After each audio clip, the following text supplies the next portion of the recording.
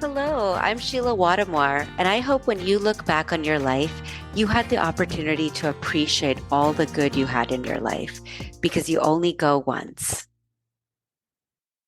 Hello, hello, hello, everyone. Welcome back to You Only Go Once podcast. I am joined by my fantastical co-host, Eileen Grimes, and we're here today to explore stories around the limited time we have on this earth to create a fully layered life. We have a fantastic guest today. Eileen, kick us off. Thanks, Cheryl. And as always, so nice to see you. Not that anyone else can right now. It's just us on the audio. But yes, we have an amazing guest tonight. So Sheila is a proven leader in sustainability and strategy. She's the founder of Radiant Global Advisory, an advisory firm that works with companies to accelerate the sustainability journey, as well as Sustainable Me, a platform that helps people understand sustainability in the context of their everyday lives. Finally, she sits on the board for Chefs for Impact. It's on the Fast Company Impact Council, is on the Fast Impact Company Council, and is an active member of goldhouse.org. Sheila is committed to working with companies in the impact space by helping them grow their solution and amplifying their impact. I have to say, we had already started sort of a conversation before this. So I'm actually very excited, Sheila, to have you here. And first and foremost, welcome, welcome, welcome. We are so glad to have you. Thank you. So excited to have this conversation, Eileen and Cheryl.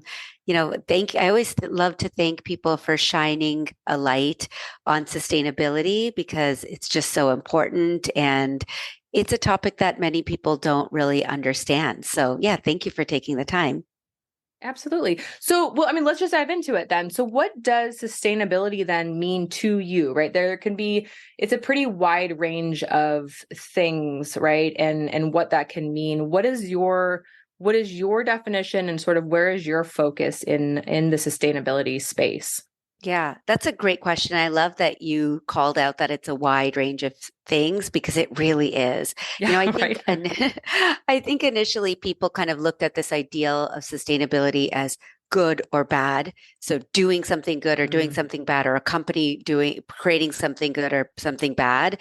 And like most concepts, as it's evolved, as it's matured, it really has become a more umbrella term. It's broad, and underneath that, there are so many different concepts and different themes. And most of them do fall under kind of the themes of environmental sustainability and social sustainability. You think climate change and reduction of fossil fuels and biodiversity. And a lot of people really focus and strive to sustain those areas. But under the S side, under the social side, there's also a number of areas such as equality, embracing diversities. And even in diversity, there's socioeconomic diversity and gender diversity and racial diversity that we want to create equality and inclusion around. And so, there's so many things packed under there. And I think the one thing I always say to everyone is to kind of get started thinking about sustainability or how they themselves want to be more sustainable.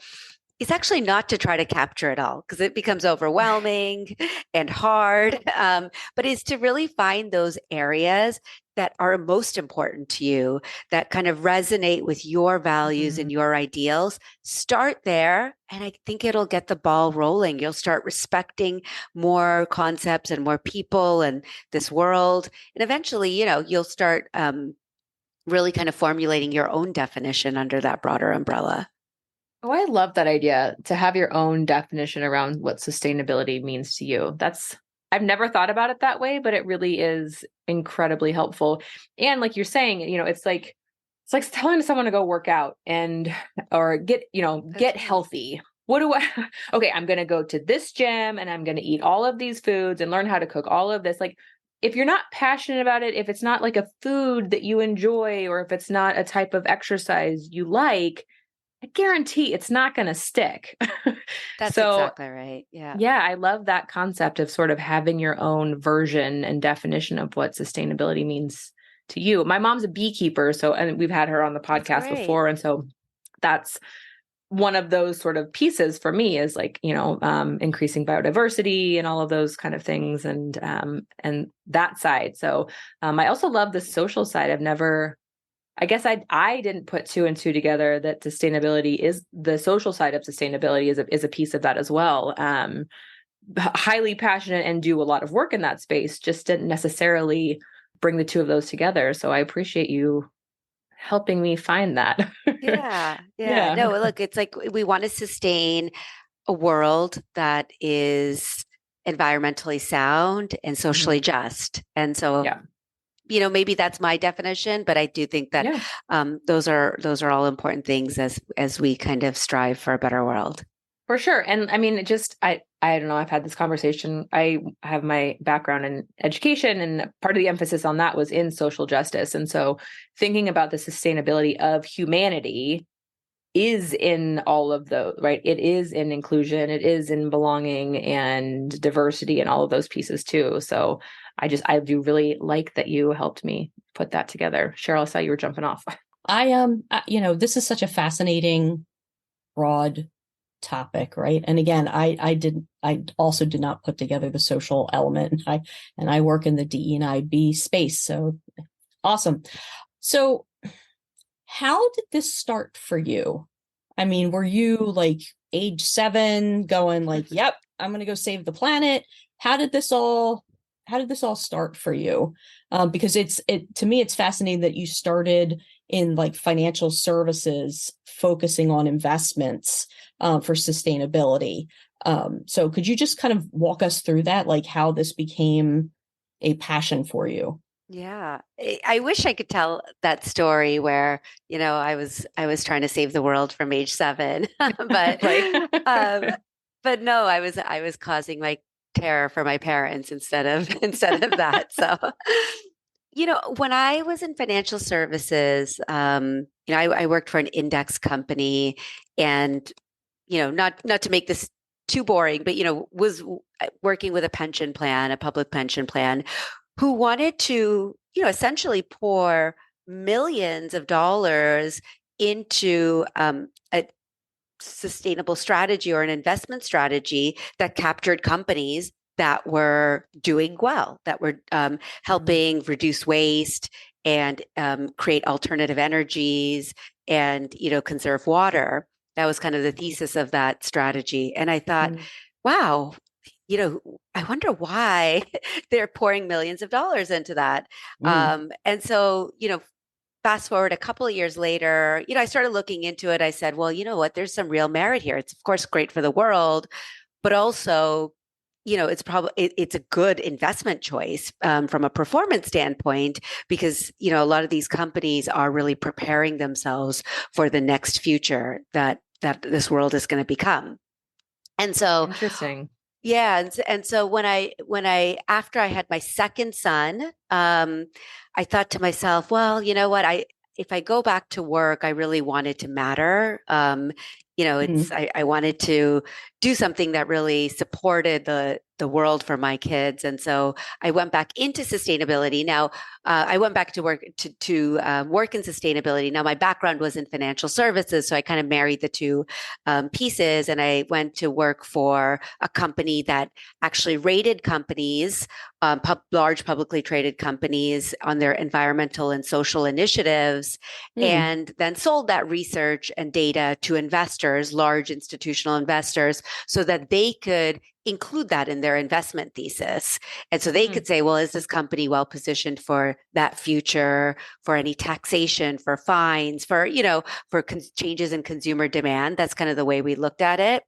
As well as, okay, how are they impacting the world? So we sold this to investors, and that's how I got a real close look at how investors were thinking about this. And in fact, I sat on the executive team of that company, and we grew it from about 100 people when I joined, 150 people maybe globally, to about 3,000 people as I left. And so that rapid growth over 8 years was a real testament to, yes, of course, our business. I'm pretty proud of that, but also because of the market. I mean, the market was starting to embrace this idea of sustainability, and investors were starting to use it more and more in their investment thesis. They were reporting out on it more and more. We saw retail investors, people like us who put money in their kind of 401ks, start talking about it. And again, that embracing of it from that investment side really kind of grew the market, but certainly my interest as well. I can imagine. It's really interesting. I've never thought about that, but right, if you are being so intentional about what it looks like to go into the future from that sustainability point of view, you probably have a pretty good long-term vision, a pretty good strategy for being able to get to that point, and really that forward-thinking mentality that is going to increase your longevity as a business. And I think the financial side of things is just so fascinating, and some of the forecasting and understanding all of that. I don't know much about it. I have a major in math, but I still don't know that much about it. And I'm fascinated every time I learn just a little bit more. So, and look, it's double materiality. It's yes, these E&S initiatives help a company in the way we just talked about, like positioning itself for long-term growth and profits. Yeah. But the second materiality is the materiality for society, for communities, right? Absolutely. Sure. And so I think bringing that in, and I have to say Europe is a little bit further down the line in embracing this concept of kind of thinking about that investment holistically under that lens of double materiality than maybe the US. But, we're getting there. We've come leaps and bounds compared to where we were about 10 years ago. And I think that's a really nice way of looking at, let's save this world and, make sure that we're contributing to a sustainable economy as well. As someone who might be, sorry, Cheryl, I'll let you go on next. No, as someone ahead. who might be interested in learning about the different companies that are really putting this first and foremost on their map and their priority list, where are places that you can, as an informed consumer, what is a great way to find those companies and those organizations that are doing this really well? One, to be able to continue to support those organizations that are, right? If there's places that are doing this, and I want to be someone who is buying or taking part in an organization that's delivering goods or services, where is somewhere that I can find that information? Yeah, it's a great question. Part of it is just being a conscious consumer and looking at the companies, learning a little bit about the companies that we're buying from. We live in a culture where we're just real consumers and we're consuming a lot. And so sometimes we do that at such a fast pace that we don't get the time to really sit down and think about what we're buying, why we need it, and where we're buying from. So if we can slow down that pace of consumerism to some extent, I think we can really be a little bit more thoughtful about that. But as well, there's lots of places, like even my old company, Sustainalytics Morningstar, they post kind of their data and ratings right on their website. It's not like every consumer is going on there, but if someone really did want to know, they could go on there, look up a company, especially if it's one of the larger companies, and see, well, how are they doing on their ESG score, environmental social governance score, to get an idea of, how this one company is doing versus another. I think you can find those things on like Yahoo Finance and maybe even Google. And I'm not sure where it's kind of expanded, but there are absolutely sources, even when you're investing, like I said, people like us who are investing in mutual funds maybe versus individual stocks. Most of the brokerage houses now have some type of transparency around their sustainability score of each of the mutual funds. Yeah, I think that's fascinating. So again, it just gives me more places and things to look for. Cause for me, it was like shopping for, I don't know, organic or or gosh, you look at eggs and it's like, okay, there's organic, there's free range, there's like grass fed. Which one's the right one, or which one am I supposed to understand or know? And just being able to educate myself more in that space is really, really helpful. So I appreciate that. Yeah. And that maybe I should also say that I actually run a website myself called SustainableMeToday.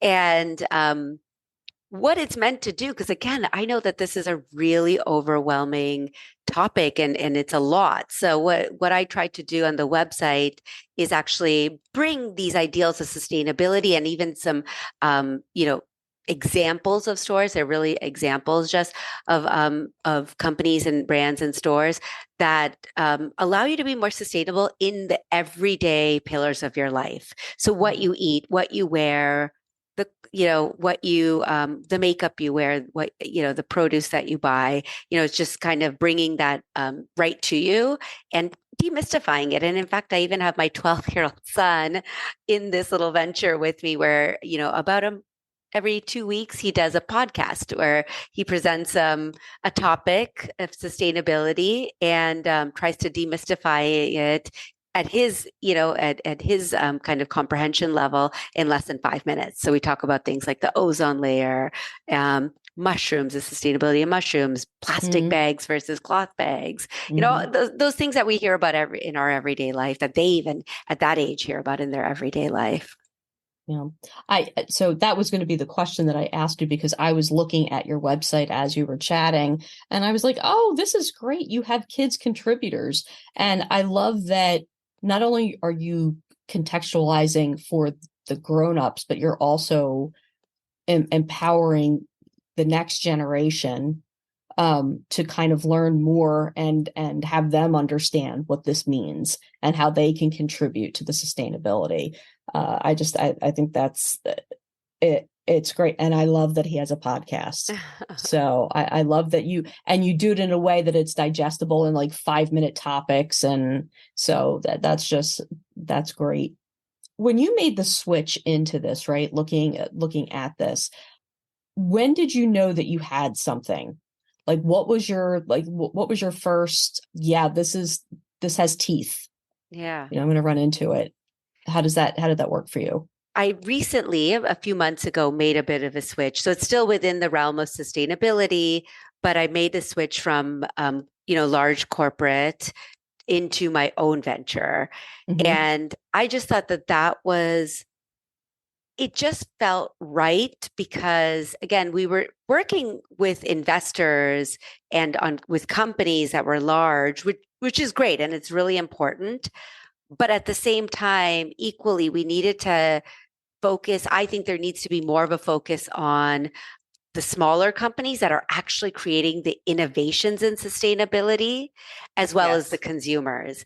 And that's kind of why I kind of switched, because I thought, well, look, not nobody, I should say, that this is an area, especially these small venture-backed companies. They're the ones that need the support to be able to grow and scale their solutions so that they're not just a niche, so that they can actually scale and their product can be at a price point where it's accessible to people, so that they can get to a point for when they are acquired by a larger company, they're well positioned to carry on their product.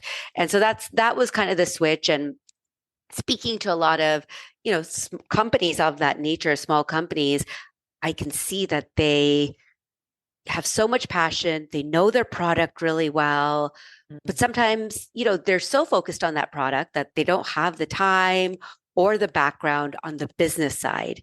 And so, what I'm helping them do is actually grow their business so that they can focus on their product a little bit more.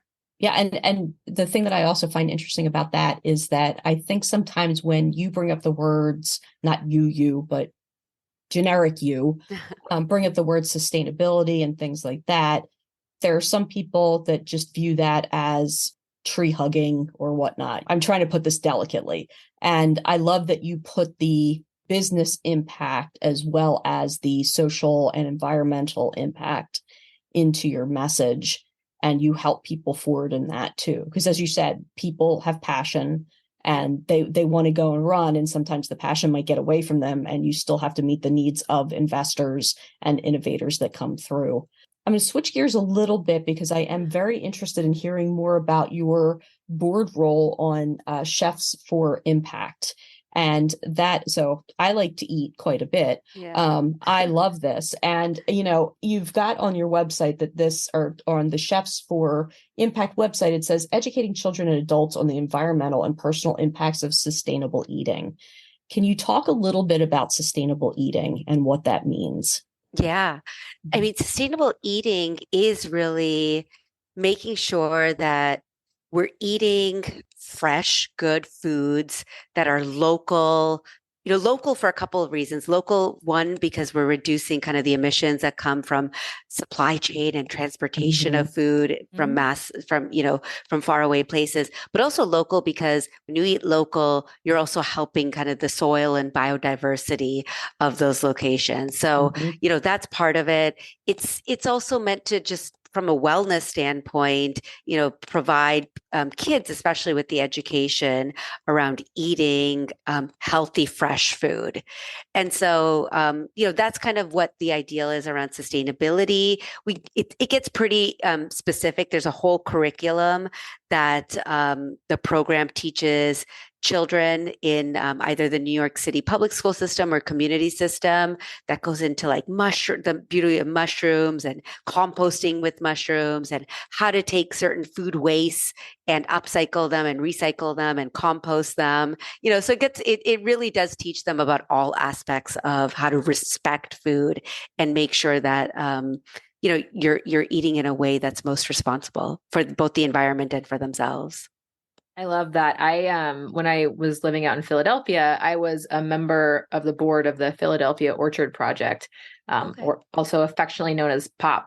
And so they would build with the community and their support, right? They would take these just lots that were abandoned or whatever, right? And nothing was happening in them and build these orchards within that space. And then the community was also educated on how to sustain them and how, you have to do all of the, the entire year of care for these orchards that will then also bring in fresh food and things like that throughout. So it was just a really interesting, an amazing, cycle of this and the education piece that needs to go into it. So I love that there's even an additional piece, that you're taking in with the schools and everything like that too. So all of these spaces and initiatives are fantastic. And I'm trying my hand at some vertical gardening and things like that. So there's, I think you can see behind me, I like plants a lot. But yeah, learning some of that, I think, and permaculture and some of those things too is a lot of fun to see that you don't have to have a ton of space either, even if you are starting sort of your own journey into even growing it yourself, right? There are possibilities even in some of the smallest spaces.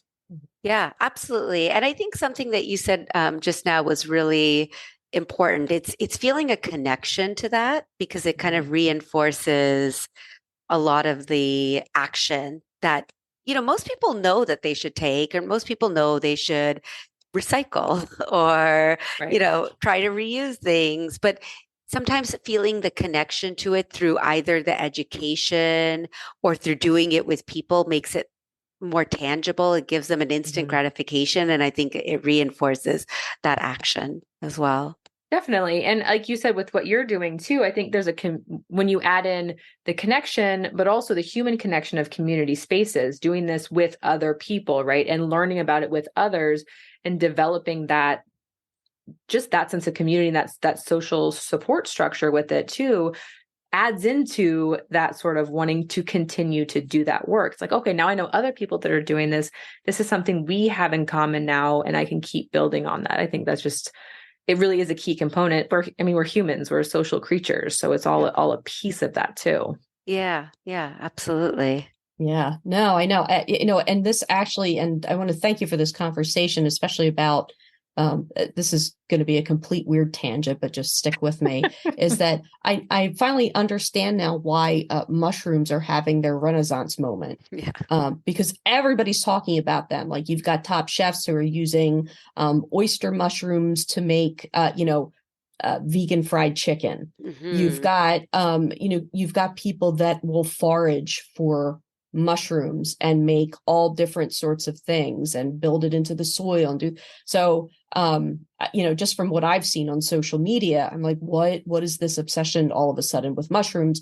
This makes so much more sense. So thank you for sharing that. And also, mushrooms are just, I feel like they can grow in all different environments, which also makes it which makes it such a sustainable crop.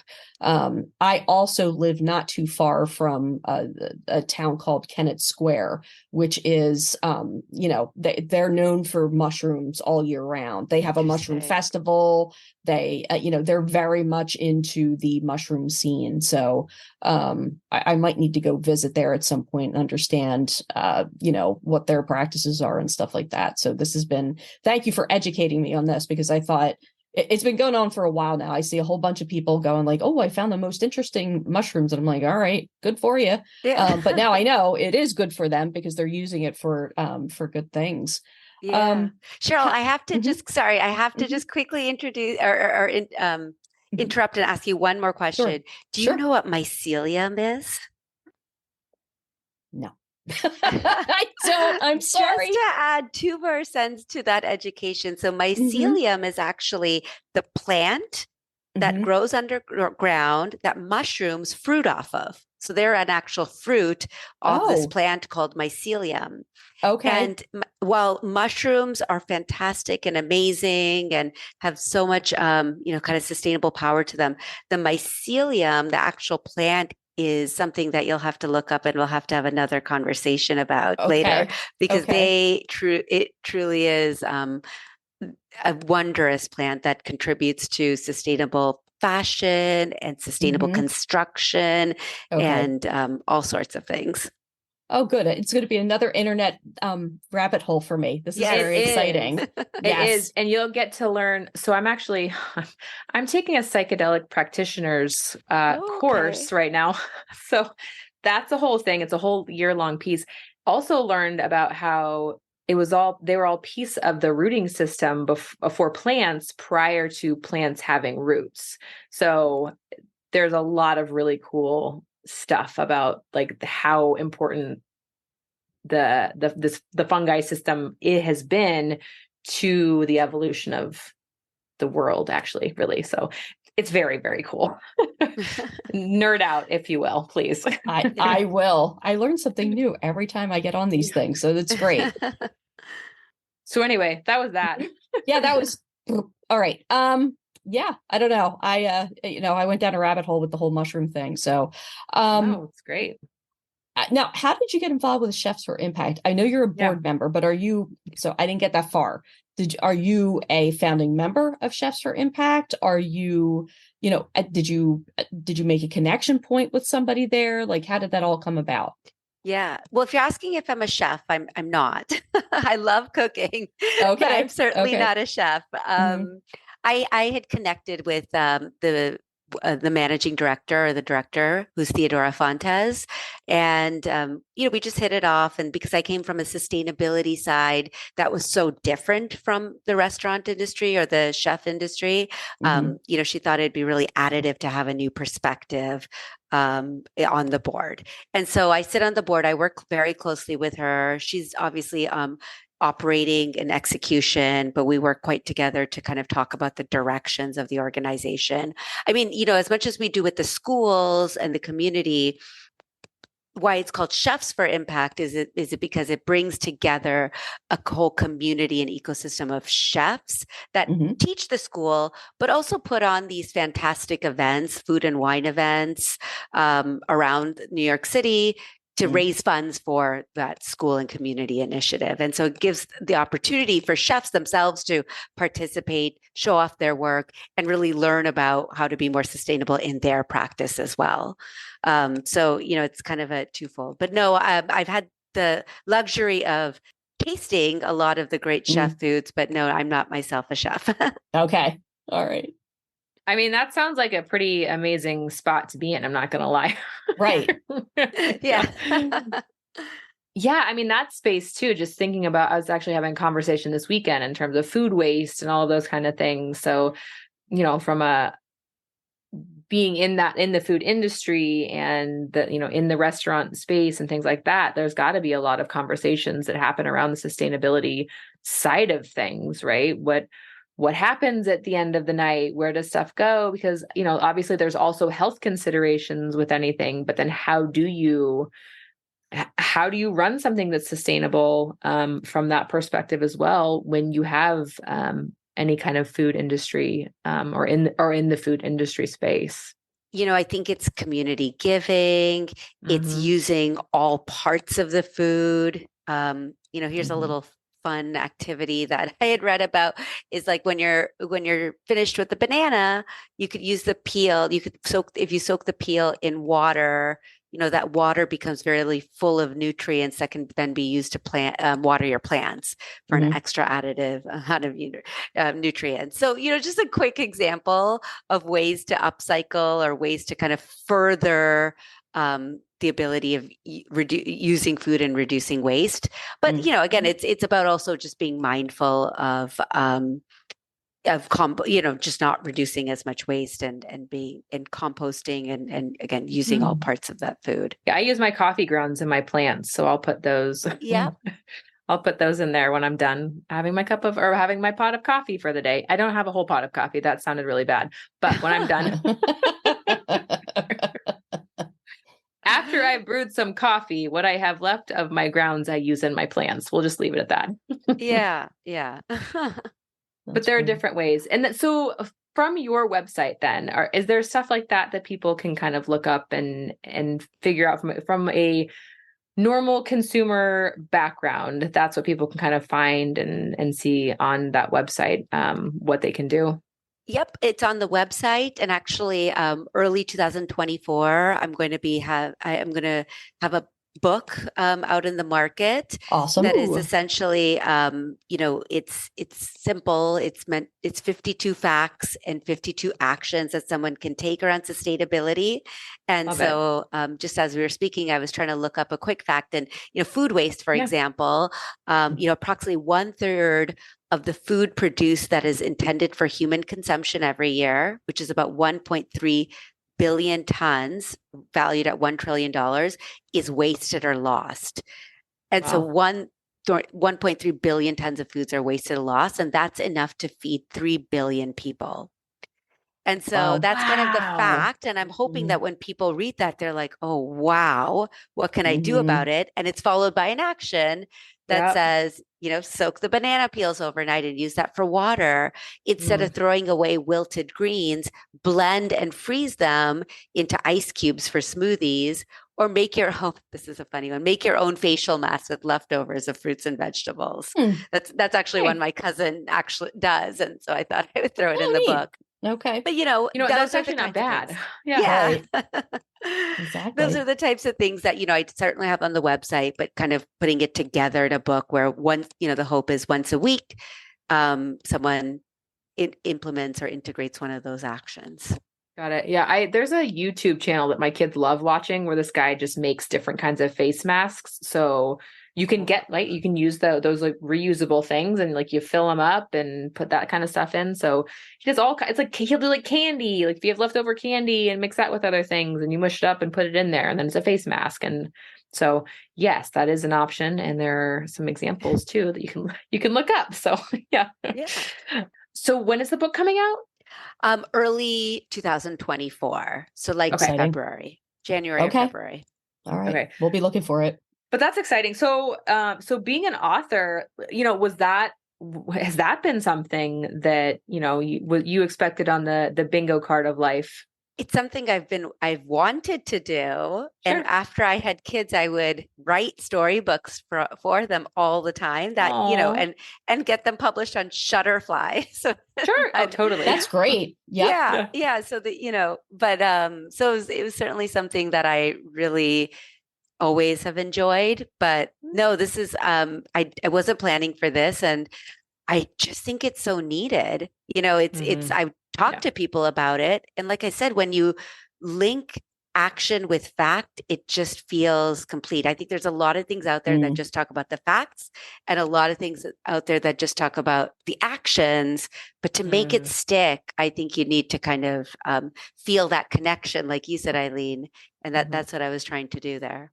Yeah, it helps. It really does. And especially when you can see that sort of tangibly in front of you, where it actually creates that link is really, really helpful. So how is the process? So it's just having been through this, how is the process going for you in terms of release? There's something about getting that book out into the world that is it's big.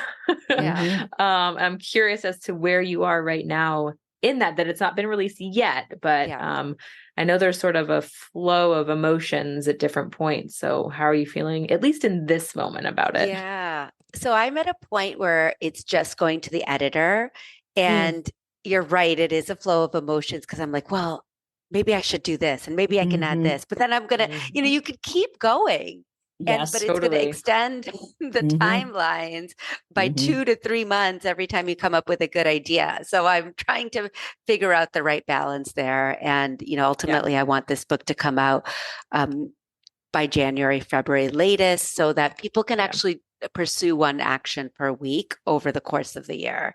And so I've had to kind of say to myself, well, I'll save that idea for next book. Yeah, that's great. Definitely. Just know that in like, I would say like a month, if you get the feeling like you shouldn't be doing this and like, oh my goodness, Push what forward. am I doing? Yeah, push forward. Push forward. Okay, good advice. Thank you. Yes. It is something that I needed desperately when I wrote my book. Now I self-published, but when I tell you about imposter syndrome, if you looked it up in the dictionary, I was waving high to people because I literally was like, I don't think this is a good idea anymore. I probably shouldn't do this. And I had Eileen and a host of other people going, what are you doing? Go forward, go do it. So surround yourself with people too that will be your cheerleaders for this as well. So I'm excited for you. As a person that collects a lot of books, you can't see the mess that is behind me that are all books here, but that's one bookshelf. But I love it, and I always love to learn something new. And definitely, at least from this podcast, I have definitely learned quite a number of things. What was the first lesson in sustainability you taught your kids? I would say one of the first things we did was move from paper, like paper napkins in our kitchen, to cloth napkins. Oh, neat. Okay. And I didn't know if it would stick because we're accustomed to using paper napkins. But they keep me real. So even if I'm kind of reaching for a paper napkin, they'll run and grab a cloth one now. Yeah. And so, I think that's one of the things that really, it was a bit of a wow factor for me, how easy it is for the kids to adapt to these new behaviors. So it's just like you have to show them, we have to tell them, and then it's easy for them. It becomes their norm with the snap of a finger. Sure. And that's actually one of the reasons why I wanted to involve my kids in this whole sustainability side, because I do believe that while we have to actively think about it, and we're in the midst of kind of, as adults right now, fixing the world. For their generation, it's going to be something that they have to think about and face and, live and breathe all the time, right? Like everything, every job they have is going to have some element of sustainability. Everything they do, it's going to be hopefully the norm for them rather than an active change or choice they have to make. So, that's what I'm trying to do. But yeah, the napkin thing is always funny because they just really keep me real on that one. I love that. Yeah. So we're already running up on the hour, which is amazing. And I really can't wait to get this book because I really want to know a lot more, and I'm excited to do one thing a week. But outside of that, so we come up to this last question. And I mean, Shila, you already doing so much. Like you really are doing the world and our kids and each of us this incredible service by the work that you do right now. However, you're still here and living and doing all of the things in life. So we have this last question, or sort of a concept called "This is happening," and it's really about, when we look back on our lives to say, I haven't left any page unturned. I've done all the things that I felt I needed to on my heart and to make the impact that I wanted to make while I was here. Is there anything you feel in this moment or, coming up soon that might be happening for you in any of the spaces that you're in, or, any of the impact that you want to make with literally anything that you're doing, because it's all hugely impactful. Yeah, great question. And the book counts too. Yeah, I was going to say, certainly the book was a big one for me. Yeah. Sure. I'll be honest, I think part of it is making sure that with everything going on, I'm still creating sustainability in a little bit of a different context, with sustainability for myself and my family, specifically for my kids. And so, I want to make sure that not only am I pushing information on them, but anything, right, about sustainability or school or life, but that I'm actually getting the opportunity to experience it with them, experiencing it. Making sure that I'm leading by example for the type of people that I hope that they become, and actually am taking the time to learn from them, because that generation, my older one is 12 and my younger one is 9. Okay. Their life is different, different than how, I grew up, or how we all grew up as adults in this generation. And so there is a lot to learn from them. So, just, I think that sustainability of me, I sometimes use that term, my own wellness, the way that I'm creating that environment for my kids, my husband. That's what I'm really wanting to kind of make sure I do well in over the next decade, 2 decades, however long I can.